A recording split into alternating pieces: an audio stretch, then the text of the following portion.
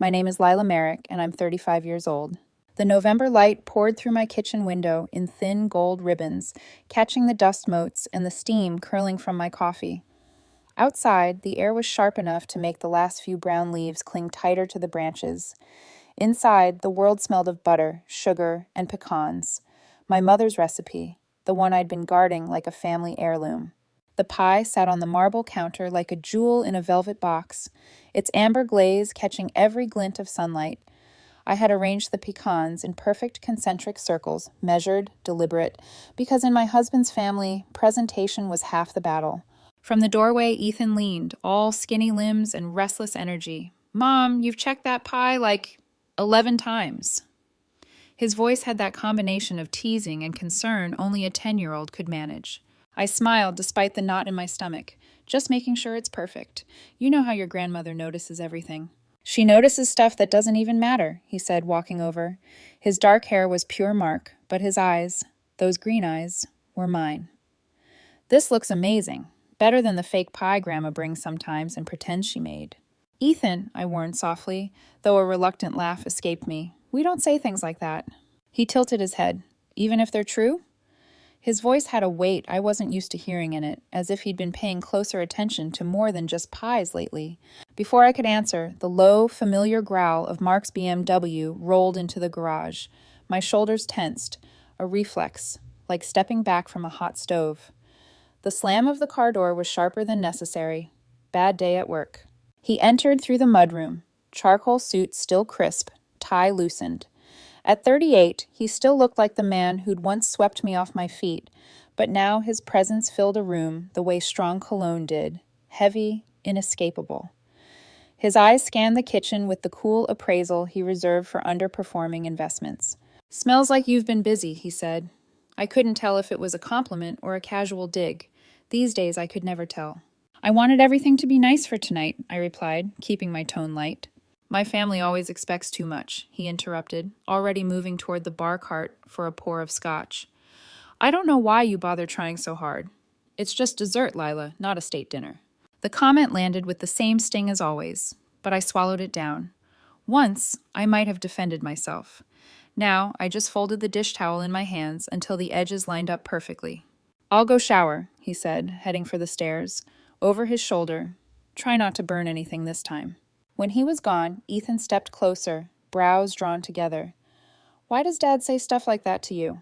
I froze, hands tightening around the towel.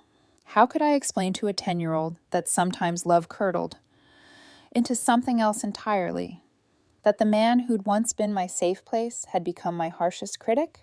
"Sometimes people say things they don't mean when they're stressed," I murmured, even though it sounded false to my own ears. He didn't look convinced, but he didn't push. Instead, we set the dining table together in quiet rhythm, the Wedgwood china, the polished silver, our own small act of teamwork.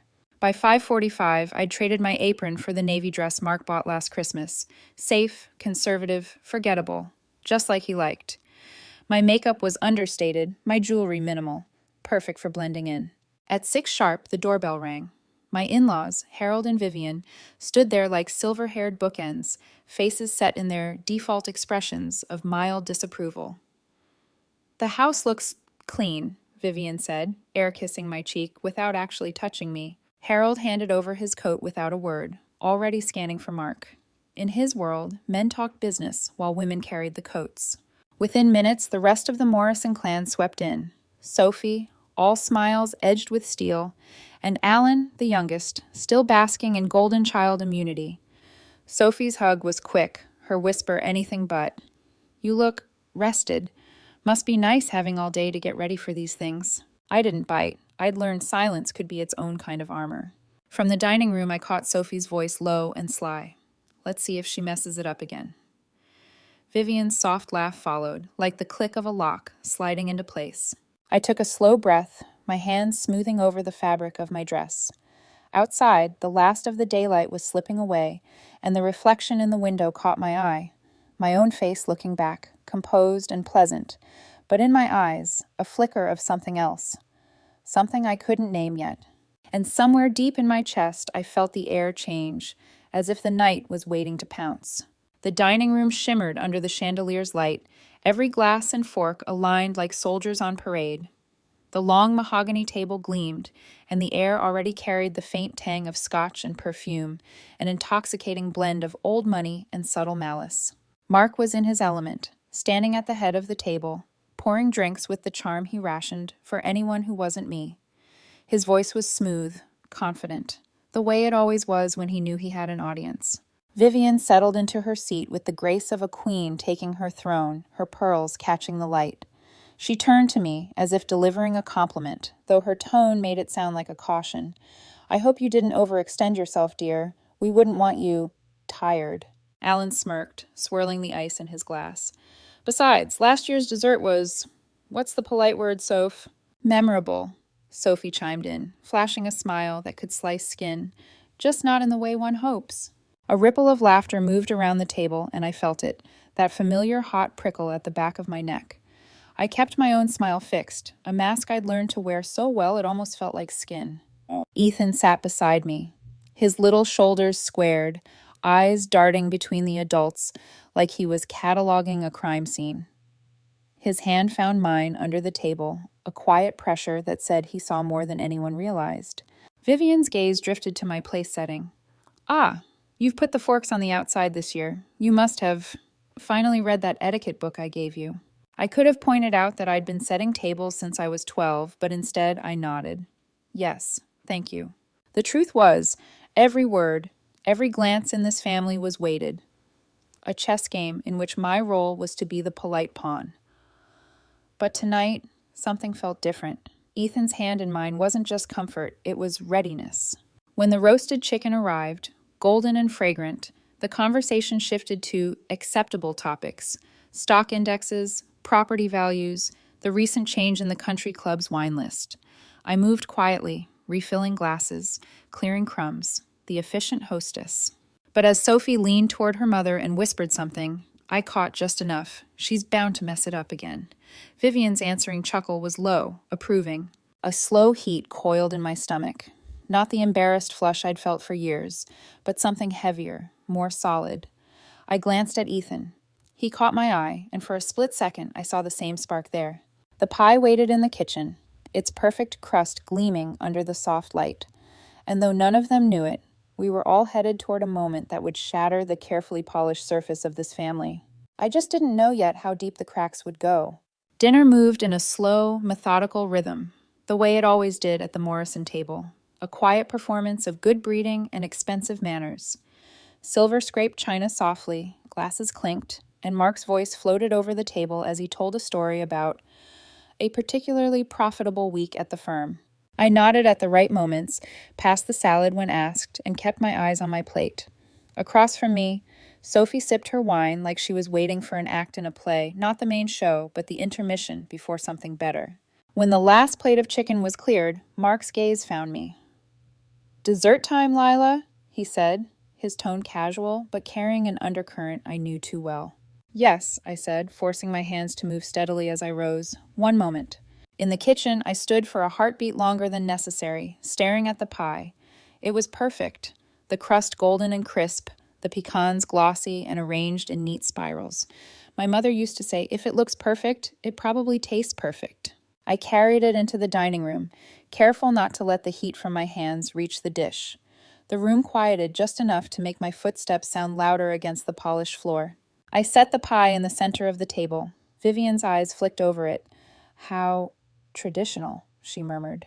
"It's my mother's recipe," I said softly, cutting the first slice for her. Mark accepted his plate last. He took his time, cutting a piece with his fork, bringing it to his mouth. For a second, his face was unreadable. Then, slowly, a smirk curled at the corner of his mouth.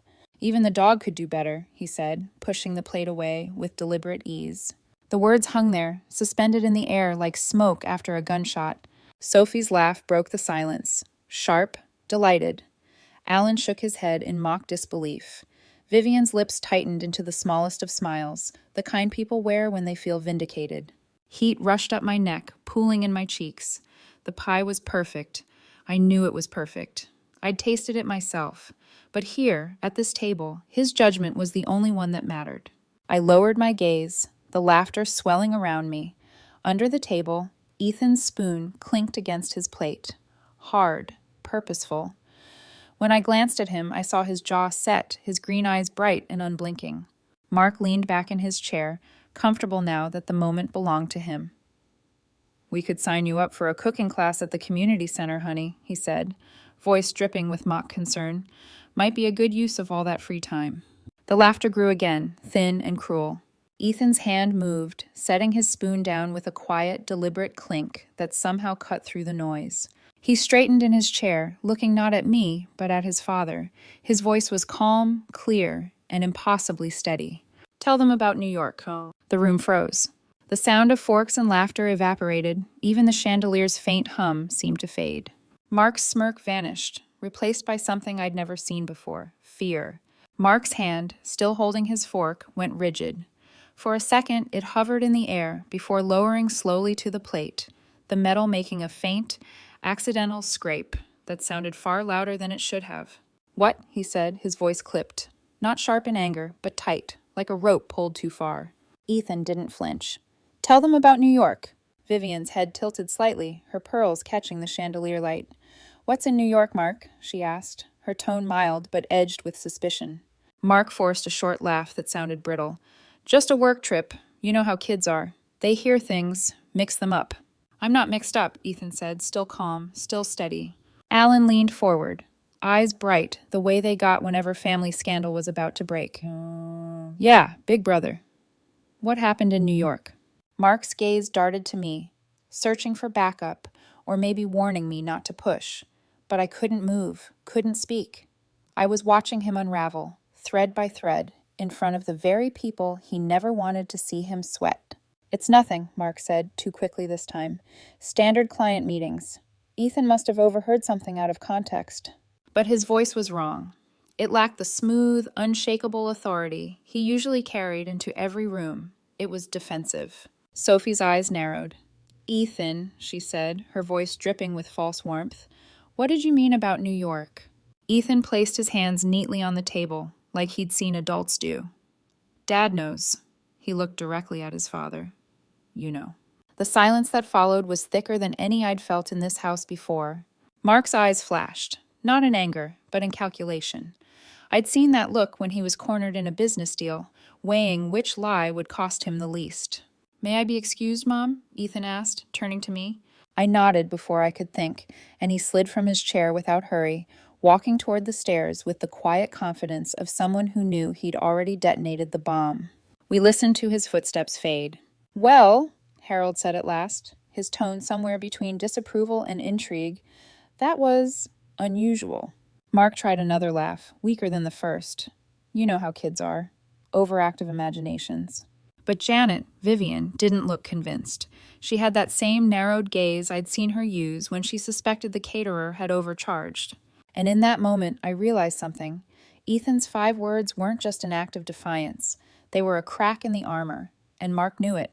The rest of the meal stumbled forward like a drunk finding his way home, conversation halting, eyes darting, nobody quite sure where to land.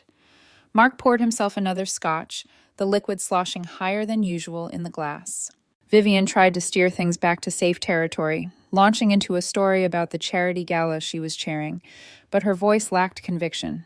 Sophie poked at her pie without eating it, her gaze fixed on Mark as if she might catch him twitch. Alan kept smirking, like a man who had front-row seats to a fight he didn't pay for. Mark was quieter now, answering in clipped phrases. His earlier swagger evaporated. He checked his watch twice in 10 minutes, pretending to listen, but clearly running calculations in his head. Damage control scenarios, what to say to whom and when. I moved through the motions, topping off coffee, sliding plates away, my body in autopilot, while my mind replayed the moment over and over. Tell them about New York.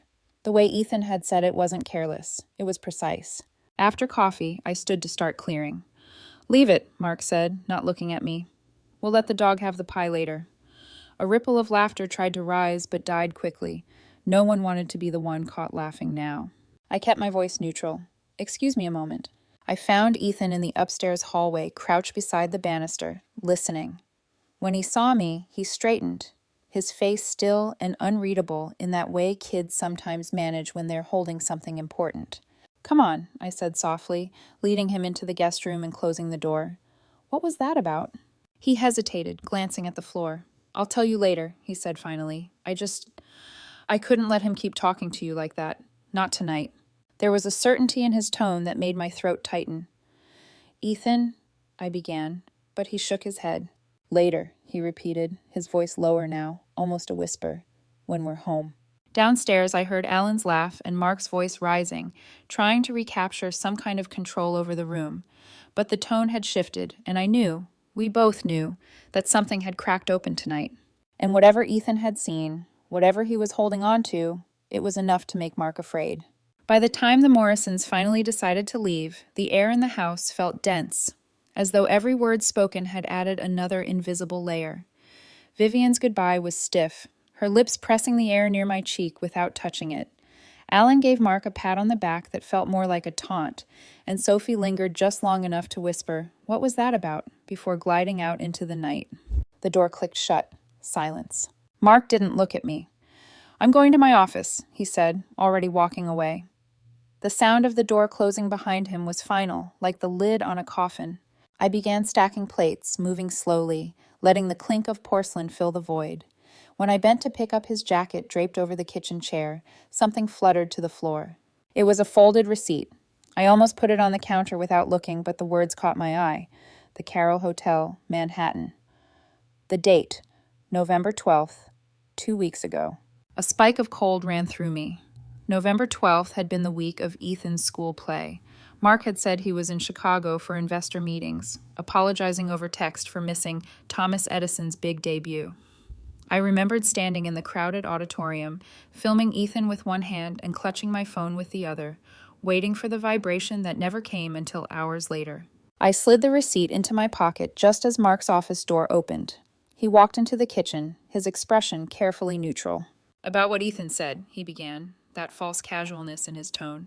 "It's fine," I said quickly, turning toward the sink. "Kids say strange things sometimes."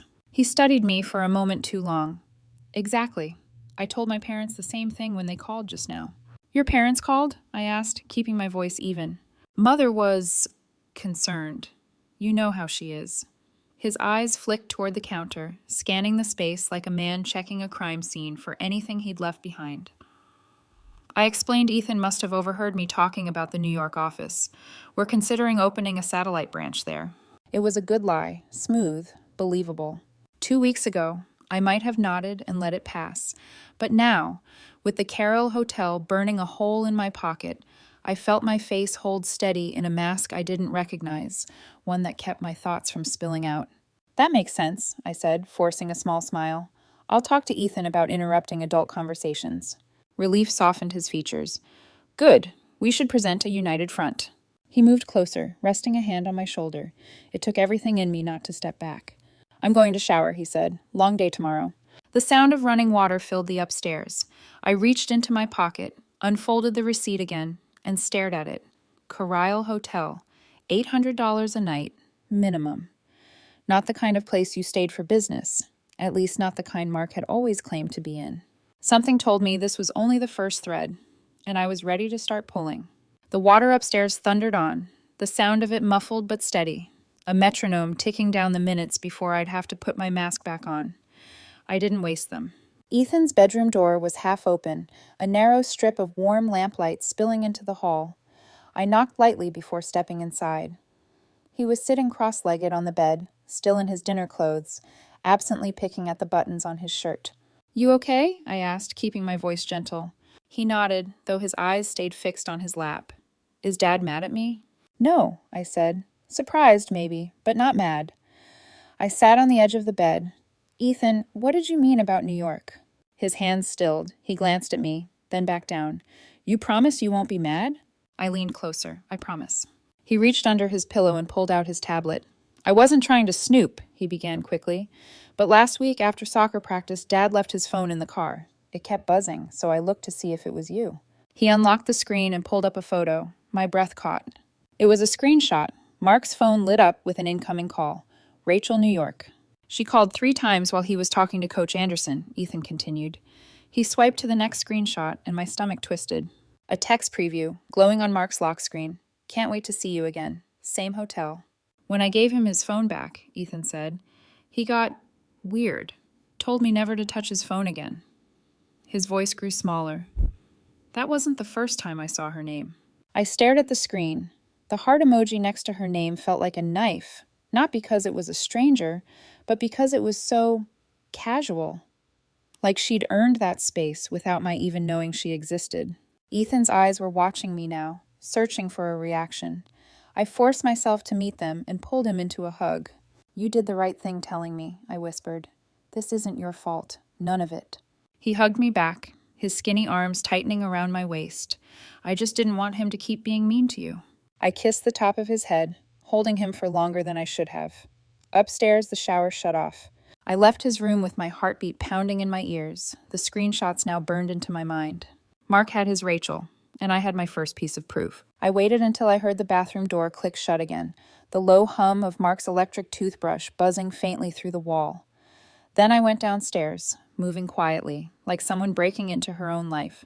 The laptop sat on the kitchen counter where I'd left it earlier. My fingers hesitated for just a second over the trackpad, old habits telling me I shouldn't pry. But that voice was quieter now, drowned out by Ethan's screenshots replaying in my head. I logged into our joint credit card account. Mark handled most of the finances, insisting it made sense, given his expertise. But I still had the passwords, relics from a time when we believed in transparency. The statement loaded slowly, each transaction like a breadcrumb, leading somewhere I didn't want to go, but couldn't avoid. Carroll Hotel, $2,400, Tiffany & Co. $1,200, Bergdorf Goodman, $1,890, Daniel NYC, $650, all within the same 3-day window in November. All during the week he was supposedly in Chicago, eating conference chicken and sleeping at the Marriott. My pulse quickened. I scrolled further back, past October, past September. The pattern emerged like a stain blooming through fabric. Every month for the past half year, there were similar charges. Always New York, always luxury, always timed to coincide with business trips. I took screenshots of everything, saving them to a hidden folder on an old cloud account Mark didn't know about. For a moment, I just sat there, staring at the glow of the screen. I'd thought betrayal would feel like a single, sharp cut, one clean wound you could name and tend to. But this was a slow bleed. Months, maybe longer, of him looking me in the eye, while quietly spending our life together somewhere else. Upstairs, I heard the bed creak as Mark lay down. I closed the laptop and sat in the dark kitchen, the only sound the faint hum of the refrigerator. If this was a chess game, he'd been making moves for months. It was my turn now. By morning, the decision had settled in me like something inevitable. I couldn't go after this alone, not with Mark's money, connections, and that talent he had for twisting a story until you doubted your own memory. I needed someone who knew how to dig. After Ethan left for school, I called Maya.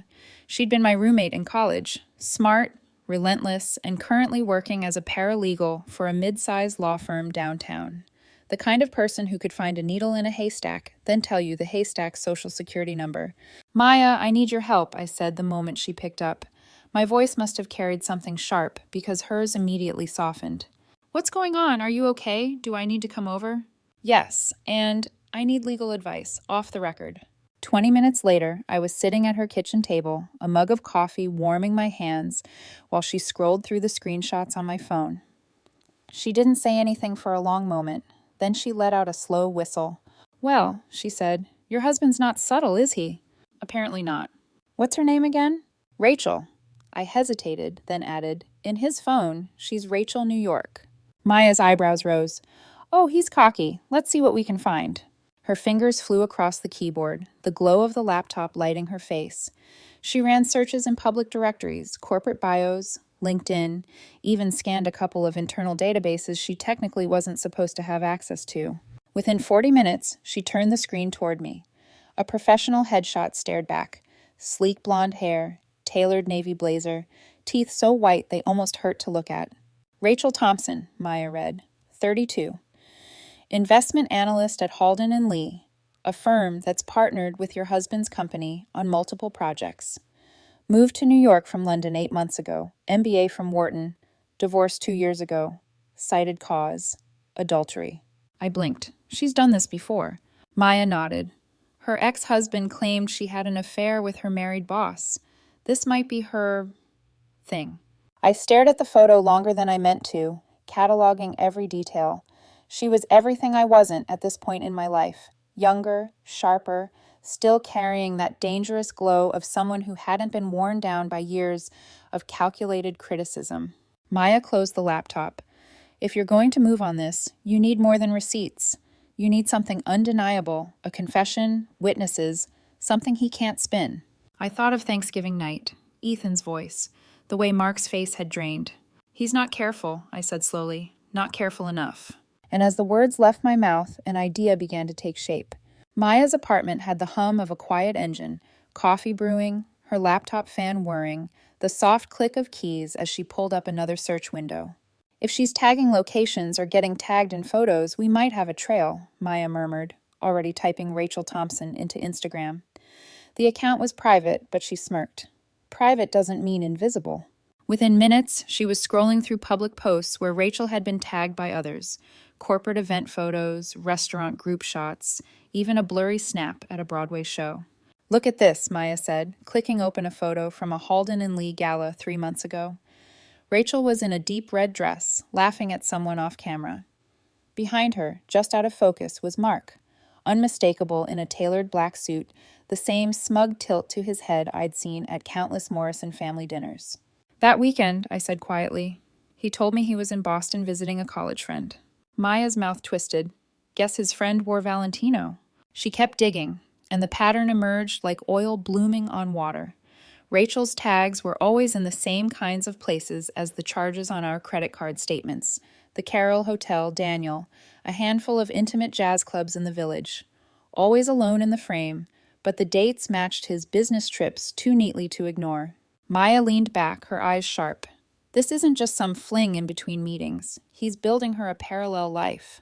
The phrase stuck in my head. Parallel life. I pictured it like train tracks, running right beside mine, close enough that I could almost reach out and touch it, but moving in a direction I'd never been invited to follow. For a long moment, I didn't say anything. I just stared at the screen, at this curated collection of moments from a life that was supposed to be mine to share with him. Dinners, trips, champagne toasts, the kinds of things he now said were too expensive or too much trouble when I suggested them. A bitter thought slid in, uninvited. He wasn't tired of romance. He was just tired of romance with me. Maya's voice cut through. You ready to take this from suspicion to checkmate? I thought of Ethan, of the look in his eyes when he set his spoon down at Thanksgiving, of how, even at 10 years old, he'd recognize something I'd spent months avoiding. Yes, I said. My voice sounded calm, even to me. I'm ready. The opportunity came 2 nights later, in the most ordinary disguise. Mark was stretched out on the couch, half watching a financial news segment, half scrolling through his phone. Going to bed early, he announced, clicking the TV off. Early meeting tomorrow. I waited. 10 minutes. 20. Then, when the bedroom light went dark, I climbed the stairs, moving past our room and into the small hall closet where he kept his gym bag. He'd left it zipped halfway, his workout clothes balled on top in the same careless way he did everything he didn't consider important. Beneath them, my fingers brushed something smooth and hard-edged. A phone. Not his usual sleek model, but a cheap prepaid one, the kind people bought when they didn't want it traced. My pulse pounded in my ears as I slid it out and pressed the power button. The screen lit up instantly, no passcode. There was only one contact in the address book, R. The text thread was obscene in its intimacy. Hundreds of messages stretching back months, shifting from polite to flirtatious to explicit. Can't wait to wake up next to you again. Last night was incredible. My wife's getting suspicious. We need to be careful. Thursday can't come soon enough. But it was the most recent exchange that froze me in place. Our family dinner was a disaster. The kid knows something. How? Mark. No idea, but I handled it. R. Maybe it's time to tell her. I'm tired of hiding. Mark. Not yet. I need to protect my assets first. Protect his assets. He wasn't just cheating. He was planning. strategizing how to leave me, on his terms, with his money intact, while keeping the truth buried until it benefited him. I took photos of every screen with my own phone, hands shaking but deliberate. Then I powered it off, returned it exactly where I'd found it, and repacked the bag. Back in the kitchen, I stared at the glow of the refrigerator for a long moment. I wasn't crying. I wasn't shaking anymore. I was steady. If Mark thought he was the only one who could plan ahead, he was about to find out just how wrong he was. By Monday morning, my certainty had sharpened into something almost physical, like a blade I could feel in my hand. Maya had already lined up an appointment with Diane Hartley, a divorce attorney whose reputation for dismantling men like Mark was whispered about in certain circles. Her office was cool and precise: glass desk, shelves lined with leather-bound law books, a single orchid blooming on the windowsill. Diane shook my hand firmly, her gaze already assessing. Maya filled me in. Let's see what you've got. I slid the stack of evidence across the desk. Screenshots, credit card statements, and, at the top, photos of the texts from the prepaid phone. Diane leafed through them with the calm focus of a surgeon reviewing scans before an operation. You've done excellent groundwork, she said. Unfortunately, in this state, adultery doesn't drastically change the division of assets unless we can prove dissipation, that he spent marital funds on her. I pointed to the highlighted transactions. Hotels, jewelry, restaurants, thousands. She nodded. He'll claim they're client-related expenses. With his job, that's plausible. She set the papers down. We need something irrefutable, a confession, ideally in front of witnesses who won't be on his side. The idea sparked instantly in my mind. Thanksgiving replayed in my memory, the way Ethan's 5 words had stripped Mark of all his composure. And who had been there? The Morrisons. What if, I said slowly, I could get him to admit it in front of his family? Diane's eyebrow arched. That would be unusual, effective, but tricky. He'd have to be caught off guard, unable to prepare a cover story. I know how to do that, I said. My voice was steady, even though my pulse wasn't. I just need to make sure they're all in the same room. Diane leaned back in her chair. If you can pull that off, we'll be negotiating from the top of the mountain. But understand, once this starts, you can't walk it back. I thought of the prepaid phone, of Rachel's name in his contacts with that heart emoji, of Ethan watching me get humiliated over a pie that was perfect. I'm not walking anything back, I said. And in that moment, I wasn't just Lila Merrick, wife and hostess, polite daughter-in-law. I was the woman who was about to burn down the room and make sure he handed me the matches. I knew exactly where to aim. In the Morrison family, nothing, not loyalty, not kindness, not even blood, outweighed the preservation of their reputation. And nobody guarded that more fiercely than Vivian. I called her on Tuesday afternoon, careful to let hesitation bleed into my voice. Vivian, I wanted to apologize again for what Ethan said at dinner the other night. I'm actually concerned about him. He's been saying strange things lately. The pause on the other end was short but charged. Strange? How? He keeps bringing up this woman named Rachel. Says he's heard Mark talking to her. I think he might be making up stories for attention. I let my voice dip lower. I'm just worried he'll say something at school. You know how quickly gossip spreads. There was a faint hiss of breath, like she'd just taken in a drag of a cigarette she didn't smoke. We should discuss this as a family, she declared. Oh, I don't want to cause trouble. Nonsense. Come for dinner Thursday. All of us together. We'll get to the bottom of this. Her tone had the sharp finality of a judge delivering a sentence. But Mark has a conference in Philadelphia that night. I'll call him myself, she interrupted. He can delay his trip for something this important. I smiled into the phone, letting just enough relief color my tone. If you think that's best. Oh, I do, she said, and I could hear the satisfaction in her voice. She thought she was orchestrating a family intervention to protect the Morrison name. She didn't realize she was setting the stage for its public unraveling. By Wednesday evening, Mark was pacing our bedroom like a caged animal. I can't believe you involved my mother in this, he snapped. Do you have any idea what you've done? I have important meetings. She insisted, I said, feigning innocence. You know how she is when she's worried about family reputation. His jaw tightened, a vein pulsing at his temple. Fine, but we're presenting a united front. Ethan is acting out, and that's the story. Understood? Of course, I said, keeping my tone even. A united front. He stopped pacing long enough to point at me. Don't make this harder than it has to be. I met his eyes, smiling faintly. I wouldn't dream of it. But in my mind, the pieces were already in place. Vivian's summons, the Morrisons' love of spectacle, Ethan's screenshots waiting in my bag. All that was left was to light the match. Thursday evening arrived crisp and cold, the kind of air that made everything feel sharper. I dressed with deliberate care, not in the muted, appropriate navy or beige Vivian preferred, but in a fitted burgundy dress I'd bought years ago and worn only once. Mark had once told me it looked like I was trying too hard. Tonight, I wanted exactly that. Ethan watched from the doorway as I adjusted my hair. "You look different," he said quietly. "Different good or different weird?" He shrugged, but there was a spark in his eyes. "Like you're going somewhere important." I knelt to straighten his collar. "We are. And no matter what happens tonight, I love you. This isn't your fault." He nodded solemnly, the same calm determination I'd seen on Thanksgiving settling over his features. When we arrived at Vivian's, Mark's BMW was already in the driveway.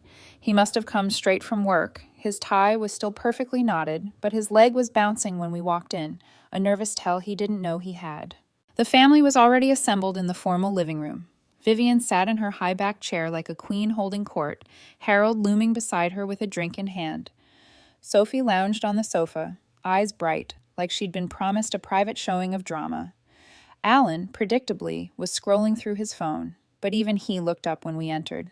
Mark moved toward me as if to position himself at my side, but there was a stiffness in his smile. "Let's keep this short," he muttered under his breath. "United front, remember." Vivian didn't waste time. "Ethan, dear, this business of making up stories needs to stop. It's not healthy." "I'm not making anything up," Ethan said evenly. Mark's tone snapped sharper than he intended. "Don't talk back to your grandmother." I placed a hand lightly on Ethan's shoulder. "Actually, I've been thinking about what he said. Maybe we should hear him out." Mark's head turned toward me so fast I could almost hear his neck strain. "Lila, we discussed—" "I know," I said, keeping my voice calm, "but your family deserves the truth." The room stilled. Sophie leaned forward, her gaze pinging between us. Harold set his glass down with a quiet clink. Vivian's expression barely moved, but her eyes sharpened. Mark's jaw flexed, his hand tightening around the arm of his chair. "Lila!" I slipped my hand into my bag and wrapped my fingers around the tablet waiting inside. My pulse was steady now. The stage was set, the audience rapt. It was time. I pulled the tablet from my bag and set it on the coffee table, its black screen reflecting the chandelier's light. "Ethan," I said, my voice steady, "why don't you show everyone what you showed me?" Mark was on his feet instantly. "This is ridiculous. We're not—" "Sit down," Harold said, his voice like a slammed door. Mark froze, then eased back into his seat, the flush creeping up his neck. Ethan tapped the screen. The first image filled the room. Mark's phone lit with an incoming call. "Rachel, New York." Sophie let out a quiet, "Oh," like she'd just seen the first crack in a perfect vase. "Could be anyone," Mark said quickly. "A client." "With a heart emoji?" Sophie asked, her voice dripping with false sweetness. Ethan swiped to the next image, the text preview. "Can't wait to see you again. Same hotel." Vivian's spine stiffened. Alan leaned forward like he didn't want to miss a word. "This proves nothing," Mark said, his voice pitching higher. "Kids screenshot things they don't understand." "That's why I brought more," I cut in. From my bag, I laid down the printed credit card statements highlighted in yellow. The Carroll Hotel, Tiffany & Co., Bergdorf Goodman, Daniel, all during your Chicago trip. Mark's eyes darted from the paper to my face, searching for the woman who used to give him a way out. I didn't offer one. "Our credit cards," I said, "our accounts. Thousands spent in New York, not on business, on her." Mark leaned back, his lips curling into something between a smirk and a snarl. "You went through my things. That's a violation of privacy." "Like your affair is a violation of our marriage?" My voice didn't rise. It didn't need to. The word affair landed like a gavel strike. Vivian's lips parted in silent shock. Alan actually grinned. Sophie's eyes flicked to Mark, hungry for his next move. Mark opened his mouth, but before he could speak, his phone buzzed on the coffee table. The screen lit up. R. 3 little vibrations that might as well have been a detonation. The phone buzzed again, vibrating against the glass coffee table, the red heart pulsing beside the initial R. Mark snatched it up, thumb hovering over the decline button. "Popular tonight," Alan said, leaning back with a smug grin. Answer it, I said softly. My voice wasn't loud, but it carried. Mark's eyes flicked to me, a flash of warning in them. He pressed decline. The phone immediately lit up again, buzzing harder this time, like whoever was calling wasn't going to be ignored. Go ahead, Sophie said, her tone feigning innocence but her eyes glinting. We're all family here. The third buzz came, and in his rush to silence it, Mark's thumb hit the wrong icon. The call connected, on speaker. Mark, where are you? The voice was bright, impatient, and unmistakably female. I've been waiting for an hour. The champagne's getting warm. Mark fumbled, trying to end the call, but the damage was done. The room had frozen, every face turned toward him. Vivian's pearl-draped shoulders went rigid. In front of your son? She said, her voice shaking not from volume, but from the controlled fury of a woman who'd spent her life avoiding public scandal. Mom, I can explain. Don't, her tone sliced clean through his words. Don't you dare lie to me, too. I leaned forward, my hands resting lightly on my knees. Her name is Rachel Thompson. She works at Halden and Lee, and she's been in my life, for at least 6 months, maybe longer. Mark's gaze shot to me, desperate now. Lila, please, let's talk about this privately. No, I said. The word was final. The door slammed shut. You don't get privacy anymore. You wanted an audience? Here it is. Vivian looked like she'd aged 10 years. In 10 seconds. Harold's eyes were flat, hard, the kind of look that left no room for negotiation.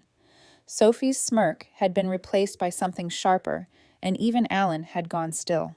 And Mark looked like a man who'd just realized the game was over, and he'd lost on his own stage. Mark's mouth opened and closed twice, but nothing came out. He looked from face to face, searching for an ally, but found only walls. Even Sophie, who had once relished every chance to see me squirm, couldn't quite meet his eyes. I stood, smoothing my dress with deliberate calm. Ethan and I won't be staying here tonight, I said, slipping the tablet back into my bag. From now on, all communication goes through my lawyer. Your lawyer? His voice cracked on the word, his confidence bleeding out faster than he could hide it. Lila, that's not necessary. It's already done, I said. Vivian rose from her chair, her expression unreadable until she spoke. Lila. I braced myself for a final barb, a last defense of her son, but instead she looked directly at me and said, The pie was excellent. It always is. For a moment, the room seemed to tilt, the weight of years shifting just slightly off its axis. I took Ethan's hand, and we walked to the door. His small fingers tightened around mine as we stepped into the cold night. Behind us, the silence in that perfect living room felt heavier than all the conversations that had ever taken place in it. Mark didn't follow. The air outside was sharp and clean, and for the first time in a long while, I breathed it in without feeling like it caught in my throat. We drove away without speaking, the Morrison house shrinking in the rearview mirror until it was just another set of lights in the dark. The hotel room was small, 2 double beds with matching stiff quilts and a view of the parking lot, but to me it felt like a foreign country, one where the air was lighter and the walls didn't listen. Ethan kicked off his shoes and sat cross-legged on the nearest bed, still in his dinner clothes. His eyes followed me as I dropped my bag on the desk. Are you okay, Mom? I sat beside him, pulling him close. I will be. We both will be. His head rested against my shoulder. I'm sorry I started all this. I pulled back enough to look at him. You didn't start anything. You stood up for me when no one else would. That's one of the bravest things I've ever seen. His small smile was all Ethan, pure and guileless. Grandma was wrong, by the way. Your pie's way better than hers. I laughed, the sound surprising both of us. While he changed into pajamas, I sat at the desk and pulled out my phone. The screen lit up with missed calls and texts from Mark. Some short, some long, all variations of the same plea. Call me back. We can fix this. Don't do anything rash. I turned the phone off. But before I did, I sent him one final message. From now on, communication goes through Diane Hartley, my lawyer. I hit send, then closed the phone like sealing an envelope. The next morning, Ethan was already dressed and bent over his homework at the desk. It's Friday, I reminded him. I know, he said. Figured I should still go to school. It was so matter-of-fact, so normal, that my chest tightened. The world hadn't stopped spinning, even though mine had tilted completely. I dropped him at school with a promise to pick him up later. Then I drove straight to Maya's, where she met me at the door with coffee and a hug. You made the rounds last night, she said. Words already bouncing around the Morrison circle. 3 people have called me for details. What are they saying? That Mark showed up at his parents' house at midnight, drunk, begging them to talk to you. Harold literally shut the door in his face. I closed my eyes for a moment, letting that image settle in. The first small victory in what I knew would be a long war. And the thing about victories, they have a way of giving you the taste for more. The weeks that followed moved with a strange rhythm. Bursts of legal fire followed by pockets of silence so still they felt suspicious. Diane wasted no time. She hired a forensic accountant, a quiet man with sharp eyes who treated Mark's financial records like a puzzle he'd been waiting his whole life to solve. It didn't take long for him to find it. A separate bank account Mark had opened 6 months ago, discreet withdrawals from our joint investments trickling into it like water leaking from a cracked pipe. Over $50,000 had been siphoned off, and the paper trail was clean enough for court, but sloppy enough to prove intent.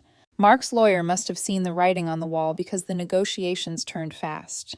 He agreed to terms that, by Diane's estimate, were far more generous than she'd expected. The house, 60% of our assets, and alimony that would keep Ethan's life uninterrupted, all in exchange for keeping it out of the courtroom where his reputation could be gutted in public. Ethan stayed mostly quiet through the process, but I could see the relief in the way his shoulders no longer hunched when he heard his father's voice. He refused overnight visits for now. Diane made sure that was on the record.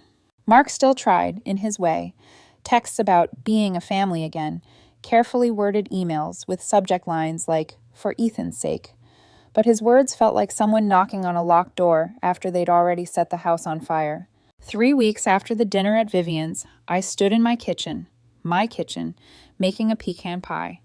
Not for show, not for an audience that was waiting to pounce, but because I wanted to.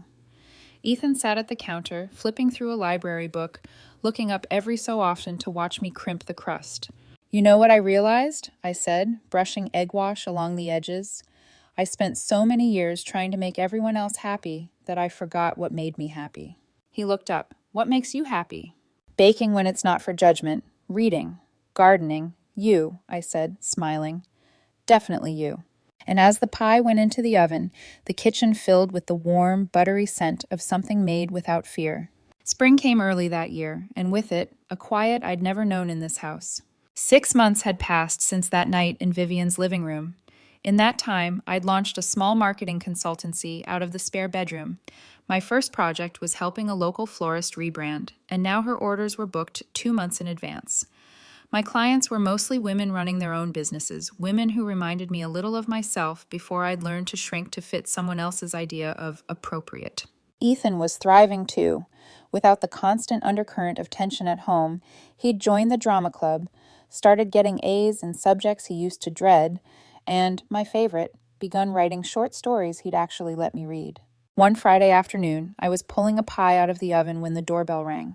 Ethan answered it and returned with Vivian standing in the doorway, her pearl necklace a little uneven, her expression softer than I'd ever seen it. "May I come in?" she asked. I nodded, offering coffee. We sat at the kitchen table, the pie between us. She looked at it for a long moment before speaking. "I owe you an apology," she said. "I was cruel to you for years. I thought if I made you feel small, maybe you'd try harder to be what I wanted for Mark. But I see now you were the best thing that ever happened to him, and we all let him destroy it." I didn't rush to fill the silence. She reached into her handbag and slid an envelope across the table. 50,000 from Harold and me. Call it a graduation gift for graduating from our family. I almost laughed, but there was something in her eyes, a tired honesty, that made me just nod. At the door, she paused. "For what it's worth, Rachel left him 2 weeks after you separated. Apparently she prefers her men married." After she left, I sliced the pie, setting 2 plates on the porch railing where Ethan and I sat to watch the sunset. "You know," he said between bites, "I'm proud of you." "For what?" "For standing up for yourself, even when it was scary." I smiled, ruffling his hair. "You showed me how." Across the street, Mark's BMW slowed as it passed our house. I didn't look up, didn't wave. That chapter was closed. The pie was perfect, golden, fragrant, still warm. But the real sweetness was knowing I'd finally built a life where I didn't need anyone else to tell me so.